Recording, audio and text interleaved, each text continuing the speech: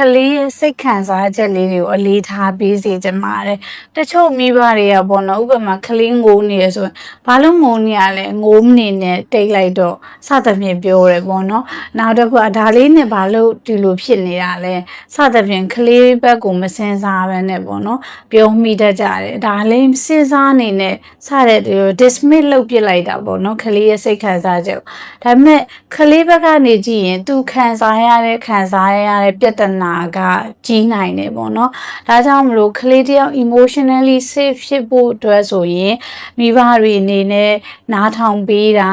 သူတို့ရဲ့ခံစားချက်လေးတွေကိုလှောင်ရယ်ပြက်ရယ်မပြူတာပေါ့နော်ပြီးရင်မချိုးနိုင်တာပေါ့နော်နောက် feeling သူတို့ရဲ့ခံစားချက်လေးတွေကိုအရေးကြီးပါတယ်အရင်ရေးကြီးပါတယ်up to date ပေါ့နော်ဖြစ်နေအောင်သူတို့ဘာဖြစ်နေလဲခုပြီးရင်ခဏနေကြခံစားချက်လေးတွေကပြောင်းလဲတတ်တယ်ဆိုတော့သူတို့ရဲ့ခံစားချက်လေးတွေကိုအမြဲ